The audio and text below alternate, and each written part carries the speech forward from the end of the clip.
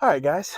So I'm going to be doing a drive talk only today because I'm taking a full rest day today. So partially because it's what I'm supposed to do, mainly because, well, I have a lot of work to do. So sneaking away for about 20, 30 minutes or so just to be able to do all this kind of stuff. And then I also got to run to the grocery store. But then from there, after that, I will be posting this. But no, I just had a couple of things on my mind slash felt like might be helpful, and then from there, we'll see how it goes. But the main thing that I have in mind, and it's just because of what I believe in, but I have found myself having to give more of my peace of mind back to myself because I kind of have accepted the fact, like the main fact, I am not in control. Like I am in control of certain things, but other than that, there's nothing that I can really do. So I always say it's in God's hands for a lot of different things. Um, and there's times where something goes awry or something goes wrong, and I'm like, all right, well, you know what? It's not on me. It's not in my hands. And the reason for that is because I have come to the conclusion that there's only a certain amount of things that you can control. And I've talked about a couple of them, so I'm just going to go more in depth a little bit. But the main thing is you can only control your actions and your reactions. Those are the only two things that you are guaranteed full control over.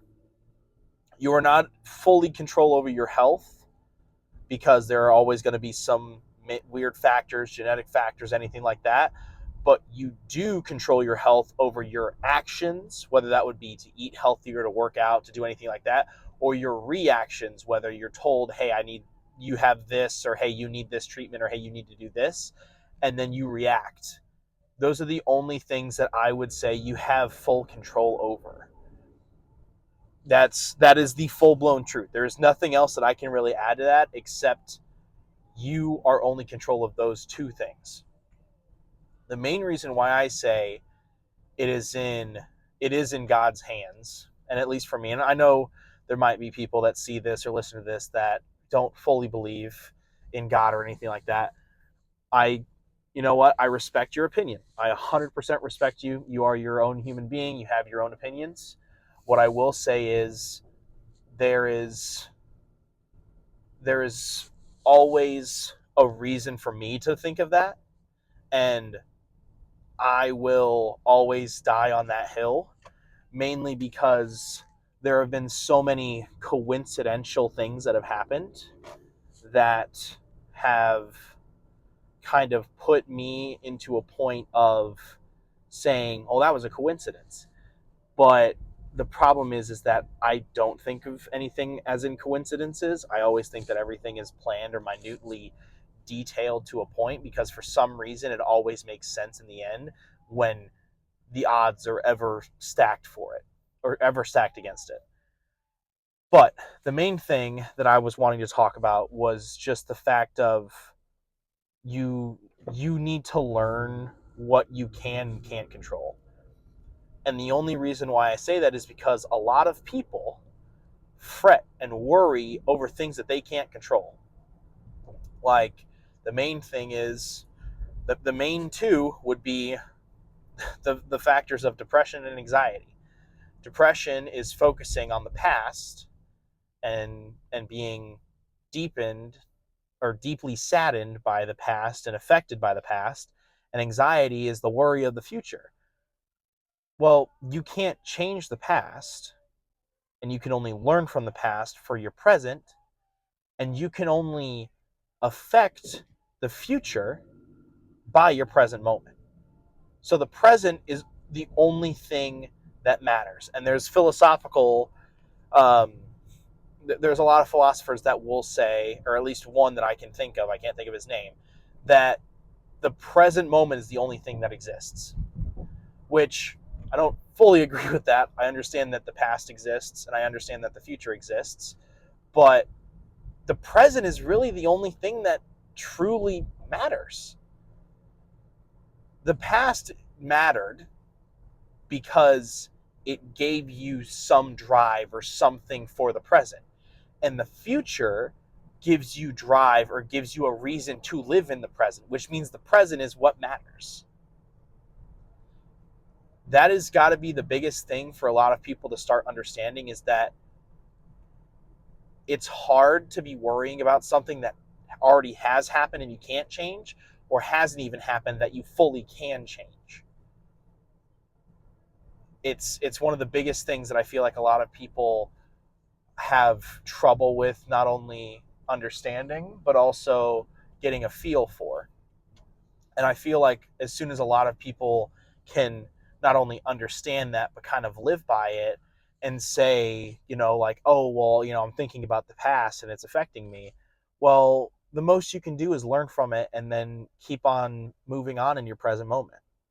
The only thing that you can do is really focus on the present moment to not only either make the past better now, in the sense that you are a better person than you were, or set yourself up for success in the future if you're worried about the future. The present is what holds the power. The present is what's giving every single person the power to change the future, as well as the power to better their past. That is something that a lot of people need to start understanding and need to start grasping, because once you kind of realize that, your mindset changes. Because that's what I always use myself as an example of that, either in my head or when I'm trying to explain it to somebody else.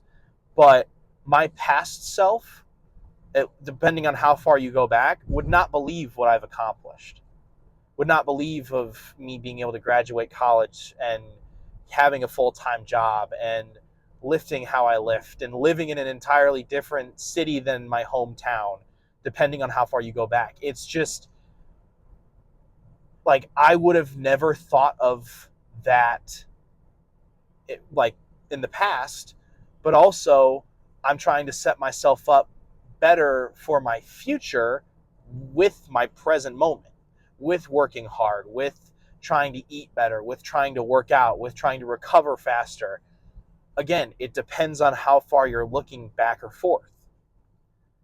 And what I will say is, a lot of people need to just take a deep breath and understand that as much as we want to change what has already happened, we can't. As much as we want to be able to control the future, we can't, to an extent. But what people also need to understand is that you can't control people. You can't control how somebody's going to act or react, because that's the only thing that they can influence, the only things that they can do. That is something, is that you need to focus on you, not only focusing on yourself, whether that would be educational, whether that would be your work environment, whether that would be how you're lifting, how you're living, how you're treating yourself, everything like that. You need to understand that you are the only thing that truly matters. Like, you need to put yourself first, because you are the only thing that you can change based off of your own actions and reactions, based off of how you feed yourself mentally, emotionally, spiritually. Those are the only things that are going to matter to you, because those are the only things that you can truly do. Those are the only things that you can truly affect, that you can truly change about yourself by consistently trying to be better. You can't do that for anybody else. They need to do that for themselves. So because of that, a lot of people will struggle and say, I can change the situation even though that somebody else is the one that needs to change it. Or I can help somebody, which you can to an extent, but you can't let it control you that you're wanting to change a certain situation, because sometimes in the trial and tribulation and the path of trying to change somebody else, that will never totally occur. You will lose yourself, and that's where a lot of people fall. That's where a lot of issues can occur, and where a lot of issues start is when you lose yourself. Because as soon as somebody or something happens and you are left by yourself, you don't know yourself anymore. You don't know who you are. You don't know how you function. You don't know how to help yourself, how to make yourself better. Losing yourself is the worst thing that can happen to you, but it provides the best growth opportunity that you can never offer yourself. Ever. You can never, I hate saying it like this, you can never break yourself to that point. You will never, as humans, and as your own brain is basically held back from, whether that would be working out to your 100% just because they know that it will legitimately kill you, or to, like, if you were to do something and your brain naturally like pulls away from a flame, you naturally protect yourself. You will never break yourself. Once you have been broken and you've rebuilt yourself from the ground up, you will be so much better than you could have ever been trying to fix just you on your own. The problem is that it's a double-edged sword. It is the best growing opportunity, but it can also be the downfall of somebody.